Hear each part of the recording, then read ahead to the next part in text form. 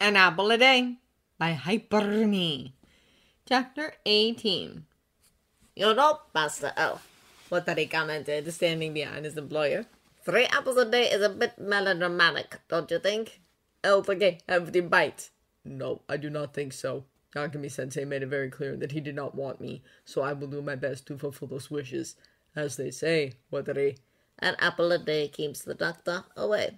Watari finished for him. I know, L. You've been saying that line nearly 6 times a day for the past 2 weeks now.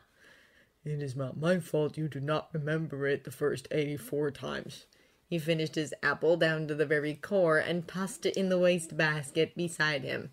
I am still hungry. Another apple, if you will, Watari, and a bowl of cherries while you're at it. Watari sighed, but bowed on his way out. L looked back as he left with a frown. He has known the elder man for many years, and sometimes he still doesn't completely understand him. For the past few years, he's been trying to force healthy foods into L's strict sugar-only diet, and now that he's actually eating fruit, replacing nearly all of his cakes with apples, cherries, strawberries, and blueberries, Watari has been acting like eating those foods will cause him to drop onto the floor with a heart attack. L didn't understand him much as of late, but he shrugged and continued to work. 2 more victims, 2 more closer to Raito, have died since the date. They were both similar to the 4th murder, where the man had his heart ripped out of his chest. The first victim, which took place about 3 days after the date, had her heart ripped from her chest, and it was stowed away in a glass container full of salt water. Her entire chest was covered in bruises. L believed Isha had probably been going through some rough times and took his anger out on the girl before stabbing a knife through her chest to receive her heart. He had a sinking feeling his anger was the result of his failure to find and kill Raito. The second victim was just a mess when he was found. His brain had been torn from his eye to his skull, along with his heart, his stomach, his penis, and the skin from his chest. All of these body parts were pounded repeatedly with a sledgehammer into one large pink and red pile of mush. L stared at these pictures long and hard, looking for clues until their blood-drenched faces morphed into the doctor's. He tossed the pictures away, refusing to be mind-raped again. Instead, he looked through Monitor 3, watching the police force work. One could say L felt a bit of remorse. After all, 13 hours of work was tough. L himself worked nearly 24 hours, taking a 15 to half an hour break twice. His style quickly turned into a dictatorship once he found his deadline, just 2 weeks short of 2 months. He couldn't sleep for fear of dreaming of Raito, couldn't stop in fear of daydreaming of Raito, and couldn't stop working in fear of running out of time to save Raito. His world still revolved around that doctor, but soon he hoped when this case is over, he would be able to move forward. But for now, this case is still unsolved. Raito Yagami is still in danger, and his workers are still working until 1 in the morning. Matsuda stretched on the screen, yawning widely. The poor guy looked so exhausted, they all did. L glanced at the clock, 10:30. He then peeked over at Monitor 1, the camera pointed right outside the doctor's clinic. Raito was shutting the front door behind him, locking it, and waving goodbye at his nurses. Nodding, L pressed the intercom button. I believe you all have worked hard enough for today. Please head on home and review over your work process. I shall meet with you again tomorrow. He clicked another button, and the investigation room on the screen faded into black. He knew on their end of the computer, the L insignia with the white background had faded as well. Watari returned as Raito climbed into his car and drove off. In his hands were a bowl of cherries and another ripe red apple. L took the apple first and took a small bite out of it. You know, Master L, Watari chuckled. that poor homeless man has been so depressed these past 2 weeks now that you started eating the apples instead of tossing them out the window. I got him staring up at the clouds as if waiting for it to rain fruit. L took another chomp of the apple. Maybe we should give him the kiwi. It was too sour for my tastes. I suppose that is a good suggestion. I have felt mad and I dropped an apple down for him. L turned to look at him. Just now? You wasted one of my apples? Watari nodded. That's 1 day closer to seeing Yagami-sensei. Watari, you are not making this any easier for me. L, you're eating 3 or 4 apples a day. The saying only says 1. He needs them to live, L. And I need them to stay healthy and away from the doctor's office. L retorted, swerving around in his chair to switch Monitor 1 from the camera by the clinic to the camera outside of Raito's room. He glanced over at Monitor 2, which held all of the case information. He flicked it off. "El, what are you doing?" I would like to rest. I am quite tired. Even I have my limits, Watari. Al smiled wearily, pushing himself off of his chair. When he reached his room, 2 floors up from the computer room, he literally collapsed into the bed, not having slept for more than an hour at a time for the past 2 weeks. 2 days later, El felt refreshed and ready to work at full force. Unfortunately, his police task force didn't. When he had sent them home early the other day, they caught a whiff of home and craved more. Their work has been more sluggish and lazier than ever. El pressed the intercom at 6:30, the time he noticed Raito leaving work early too. I've decided to let you all go home for dinner. I'm sure your family misses you very much. There was a collected sigh of relief. "Thank you, El," Deputy Yagami said. "I'm sure my wife and daughter are very worried about my son and I. He's been working very hard these days." You must be anxious, El said. It is not uncommon for worried people such as your son to drown themselves in work to keep their mind off of their problem. "I know we can capture Isha, El," Deputy Yagami grinned. "My son won't have much to worry about soon enough." El agreed and said goodbye as his team walked out the door. It wasn't until a little after 10 that El got any exciting news. He worked diligently until Watari burst into the computer room, a black cell phone and a red apple in hand. He handed both off to him. What's this, Watari? El asked, holding up the cell phone in between his thumb and forefinger. "You had ordered me to inform you if Yagami-sensei should ever call." And he called? El beamed, looking at the phone with newfound interest. He flicked it open and searched through the recorded messages. "Hello?" There was a cough. Hello, this is Dr. Raito Yagami. El could have cried listening to Raito's voice again, but kept a stolid mask, knowing Watari was studying his face for any sense of emotion. "Ah, young Yagami-sensei. This is Watari. How may I help you?" How is El doing? He said he would start eating healthier, but he loves so much junk food that I don't think he'll follow through. El almost let out a snort at Raito's predictable distrust. "Oh, my boy, El is doing splendidly. He's working harder and feeling better than he has in years. He's taken quite a liking to apples. I would have never guessed it. He eats about 3 or 4 of them a day." Oh. "And that's not all, Yagami-sensei. El has also been eating more cherries, strawberries, grapefruit, and blueberries. He hasn't touched a piece of chocolate cake in 2 weeks. It's a miracle, I say. I must really thank you, Doctor. I predict El will be in perfect health within days the way he's going." Yeah. Hey, Watari, could you do me a favor and not tell him I called? I don't want to seem like a nosy, untrusting guy, you understand? "Of course, Yagami-sensei. Thank you very much. Please do not worry about El. No longer. Goodbye." El closed the phone and handed it back. You sound overly positive, Watari.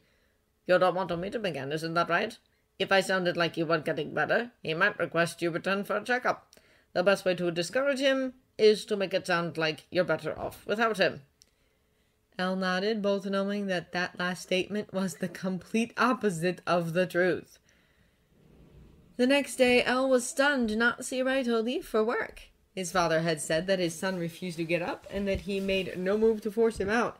He encouraged this day off. El's mind and eyes were more often on Monitor 1 than Monitor 2. Around 1 o'clock, the window in Raito's bedroom opened. El leaned forward in his seat, positive he was going to sneak out. Instead, the doctor sat next to the window, tossing an unknown object out while looking sadistic. El zoomed in on the camera to see Raito was crushing little stars and tossing them out of the window. Raito's words rang in his mind. So I made little origami stars for the past week. You know, El, they say that if you make 1,000 and make a wish for every star, they'll come true. So Raito was giving up his dreams, is that it? El pondered, watching each little star land on the grass. Once in a while, the doctor would look at the camera El hacked into, smirking. Around 2, Raito paused in his crushing just briefly as his sister entered the room. They chatted for a while, stars continuing to be squished and thrown out the window, and soon Raito stopped and left the room, his sister trailing behind. The front door opened moments later, and the 2 siblings entered Raito's car. El pouted, knowing that would be all of stalking Raito time for the time being. Instead of watching a boring house, he changed the camera to the park. It wasn't that crowded, he noticed, but there were certainly a large amount of couples. Seeing them all over each other made El frown and turn back to his work. As El dotted the many victims' warehouses on a map of Japan, he found his mind wandering to star origami. He often found himself shaking his head, trying to concentrate, before wondering if they are relaxing, as Raito had said. Before he knew it, he was online researching how to make star origami. He scanned the directions and nodded. They were incredibly easy to follow. He cut a thin strip of printer paper and looked back to the screen for a refresher of the directions. When he finished, El stared at the star, holding it with his forefinger and thumb. This does not resemble a star. With renewed determination, El began to slice strips of paper and huddled them into a large pile. As the pile of strips got smaller, the amount of disfigured stars got larger. If Raito-kun can do this, so can El. He growled, throwing another failure onto the table. He had lost count of all the stars he made and all the sheets of paper he had wasted until 2 hours later he let out a whoop of victory. The door opened behind him and El spun in his chair, holding up his white star proudly. Watari, I have succeeded in making this star. He lowered the star when he saw Watari's shaken form. Watari, what is wrong? Look through the pocket camera number 3. El scanned the area, wondering what could make Watari look so frightened. Soon he had followed what he had seen. Raito was limping through the park, looking quite injured. He saw there was blood staining his jacket. Watari, what happened?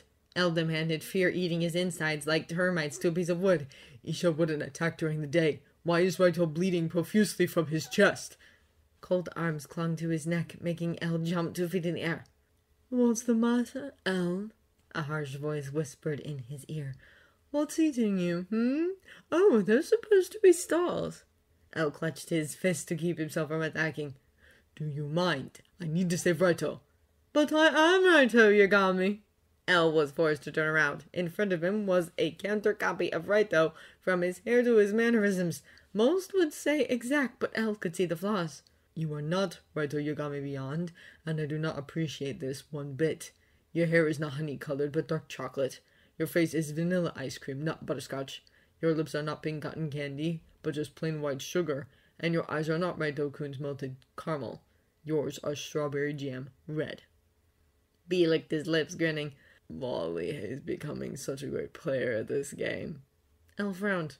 I do not know how you got that name, but I told you many times before to stop calling me that. Now, if you don't mind, I need to save Raito-kun. He's not injured. Nope. B sang. What do you mean? Look at him. He's bleeding and has a twisted ankle. B swung on his toes. I do not know how the twisted ankle came to be, but Raito Yagami is not bleeding. Then what the hell are those red stains on his chest? B pulled out a jar of nearly finished jam. Strawberry jam. El's eyes widened, and he pulled back his fist, letting it fly onto his old protege's face. B giggled as he landed onto the floor, letting out a fake gasp of shock. Lolly, I'm surprised at you. You can hit your lover like that. I'm Raito Yagami. El grabbed at B's black sweater that resembled Raito's and hoisted him up by his collar. When did you come in contact with him? Today, at the ball. What lies did you feed him? El growled. It was a meaningless errand. Don't use stock phrases with me, B. I won't tell unless I get to help with your case. B chirped. Why the hell would I could go undercover as a patient of Raito Yagami's and try to gain some information on him. You know that changing appearances is my specialty. El had to admit he was tempted, but shook his head. Beyond Birthday was one of the least trusted persons he had ever met, although he never once released information about him, and his name alone could sell for millions to the right criminal. Are you sure, Lolly? Raito Yagami might tell me all about his woes on how much he misses you. The pros outweighed the cons, and El nodded. Okay, but I make all the plans. You just act it out. Now, what did you say to him? B rolled his eyes at the space above El's head, a gesture the detective had grown accustomed to. Somewhere along the lines of, I'm dating El and there's nothing you can do about it. Na na na na na na na. B was once again flown across the room. A week and a half passed by. El multitasked between working on the case, keeping an eye out for Raito, and coming up with a plan for B. Early that morning, just as El was finishing up the plan, Deputy Yagami's phone rang. He was the only one granted to have their phone on during the day in case his son should ever call. El told him to turn it on speakerphone. Hello? Soichiro asked. Father, it's me. I've got news on Eruchiko Isha-san. Really? That's fantastic, Raito. What is it? He's scheduled for an appointment for next Friday. I have a prediction that he's going to kill one more victim, probably the day before on Thursday, and then he's going to try and kill me during his appointment. Raito! Deputy Yagami barked. I don't want to hear you talking like that. The other police members whispered excitedly. El hushed them up quickly. It can't be helped, Father. You can't deny that he's after me with that message drawn on that man's back. Please, just pass the information on. And the whole story. Don't forget to mention about my possible death. That's important. Soichiro sighed shakily. Of course it is, Raito. Your life is the most important thing. Thank you for the information. Stay safe. Thank you. Goodbye, Father. Raito Yagami closed his phone. He glanced over at the computer screen, worried etched into every wrinkle on his face. What now, El? El thought back on the emergency plan he had created in the beginning of this case. He didn't want to touch it or even think about it, but if this plan could save Raito, he would use it. I have a plan. I will not tell any of you it as of right now. It is not a difficult plan to act out. I will give you instructions next week. Next week? Deputy Yagami shouted. My son will be dead by next week. Your son will not die, Yagami-san. He is coming on Friday, and Raito-kun, as well as I, believes that he will strike the day before. That is when we will fulfill this plan. B looked over the plan with gay glee. I knew my lolly would come up with something good. El frowned at him. Remember, you are an American with average looks. Do not stand out. Your name is Billy Bob, and you came to Japan to learn the language. You do not speak it fluently and stumble on your speech often. You do, however, speak English and French. You are therefore physical. Do not forget your cover. He warned. Don't know what about me, probably. Bede rolled out, practicing his Billy Bob routine. But somehow El knew he was going to screw up something on purpose. As he watched him prance out of the room, spouting terribly butchered Japanese, he called Watari. Please give me a lot of origami star paper, Watari. I have a feeling I'm going to need it. When B arrived back nearly 3 hours later, El had a container of nearly 400 stars. Multiple times he had cursed the doctor out because he wasn't getting any less stressful. On the positive note, he was getting quite good at it. How did it go? El asked, nearly jumping down his throat. Did you find out anything? What did you mess up? Beyond looked smug. A little too smug. B laughed, immediately heading to the bathroom to take out his blue contacts. Lolly worries too much. I did fine. Raito Yagami said I was in good health. Did you find anything out that is important to me? He emerged from the bathroom, his eyes as red as ever. Such harsh words, Lolly. He clicked his tongue halfway giggling. I did find some information. Like? The fact that he's dating somebody. B cackled, obviously finding this heartbreaking news funny. No, Raito-kun isn't dating anyone. B nodded enthusiastically. Yep, he said. I have someone and I do not like to be unfaithful. Right after I kissed him and asked him why he punched me. You kissed Raito-kun? L is throwing his fist into B's face. B giggled on the ground. People just love to punch Beyond. That's because Beyond does stupid things that results in getting punched. He growled. Beyond was just doing as Lolly asked him and gathered information about Raito Yagami. That's false. Raito-kun is not dating anyone. El retorted, although half of him thought he was just saying that because that's what he wants to hear. B shrugged, standing up. That's what Raito Yagami said to me. He waved on his way out. El cursed at him in his mind as he watched his retreating back. Cake. He needed a cake. Right here, right now, but no, he doesn't need cake. He could have strawberries instead, or cherries, or an apple. An apple that keeps the doctor away. An apple that keeps Raito away. El grabbed the intercom. Watari, I need cake now. El knocked on the kitchen wall lightly. Watari looked up from his dinner, surprised to see his ward out of the computer room. Is there something you want, Master L? He rubbed his leg with his foot. I'm going out for a bit. Watari choked on his meatloaf. You're going out? We've only got 2 more days, Lolliot. El shot him a rare, mischievous smile. It'll only be for a while. He closed the door gently and slipped on his shoes with a groan. He walked down the busy streets, letting people run into him roughly with their shoulders. He glanced down once in a while at his hand before picking up his head and continuing to shuffle along. He found his way out of the crowded shopping areas and into the residential section. Soon he stood in front of a small house with a Yagami sign. He made his way silently into the house after making swift work of the lock and up the stairs and into the only room that faced the outside camera. Raito's room was exactly how he expected it. Neat, organized, and not a single hint of dust. It was simple, with a perfectly made bed, a rather large bookshelf, a wardrobe, and a desk with an empty jar. El unclenched his hand and carefully placed a small blue star with red hearts and "I love yous." He was proud to say this one was the best one he had made so far. He took one glance at the empty jar before leaving. Even if Raito had given up on his dreams, Al wasn't going to anytime soon. Later that same night, Soichiro received a phone call and El told him to turn on speaker. A loud girlish cry filled the room. "Dad!" Sorry? Deputy Yagami asked. You know you're not supposed to call me at work. "But, oh, Daddy, I did something terrible!"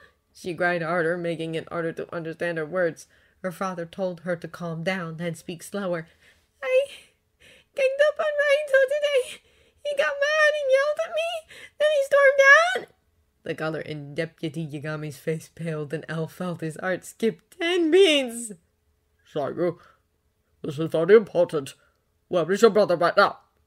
I don't know." And with that, El left. With a small grin, El opened the unlocked clinic door. He had left in a hurry, telling Wataru to man his station as El, and took one of his 20 sports cars and flew down the road. He didn't park in the clinic parking lot, just in case Raito's father got the idea to check there. He sighed in relief when he noticed Raito's car waiting in the parking spot. He slowly headed toward the resting room in the back. He smiled softly at the sight of Raito sleeping on one of the small beds. His peaceful slumber quickly turned into a nightmare as his legs twitched as if running, and his face was twisted into panic. El gently touched his arm, and Raito screamed. Without thinking, El covered his mouth with his hand, cradling his body in his arms and whispering, "Shh," in his ear. Raito responded and stopped his noise. He wondered if he talked to him in his sleep, Raito would respond or not. If I let you go, will you stay silent? He saw the doctor nod slightly. He lifted his hand just slightly, and Raito took the opportunity to scream. El quickly replaced his hand. I told you to shut it, didn't I? Raito was frozen with fear. He needed to be gentler. He needed to convince him to return to the safety of his parents' home. I'll talk to you like this. I know that you had run away from your family today. I want to know why. He felt a small dazed bite on his palm, and El lifted his hand slightly again. I was being tortured in that house by my family, he responded sleepily. Why? They didn't know that they were crossing taboo lines. Such as? El pressed. You don't have any obligation to hear about my problems. I believe I do. I don't think... El knew he was going to kill himself if Raito ever woke up, but decided to take that risk. He's been waiting too long to do this anyway. He gently pressed his lips to the sleeping man, not realizing how much he had missed the sweet taste of Raito's mouth. I believe I do, Raito-kun. El, Raito whispered in his sleep. Will you now tell me why, Raito-kun? El noticed tears welling up in the corner of Raito's eyes. Leave me alone. I will not leave you alone, Raito-kun. I need to know why you left your family's protection. Raito's hands clutched themselves into fists. It's all your fault. It's your fault I'm paranoid. Your fault I'm moody. Your fault people are treating me like a China doll. I want my life back. If Raito promises to return to his family's house, I will leave him alone. You can't promise that. You have no control over my dreams, over the radio, over what people say. Please, Raito-kun, all I'm asking is for you to return to your parents' house. It's not safe for you. Because of Isha, I'm half considering letting the man kill me to end this torture. Raito-kun doesn't mean that, Elle said quietly. He doesn't mean that. How do you know if I mean that or not? Raito mumbled a bit louder. You don't know the pain I'm going through. Elle pressed his lips to his again. Oh, how he had missed those lips. Tears poured from Raito's closed eyes, mingling in their kiss, giving it a salty taste.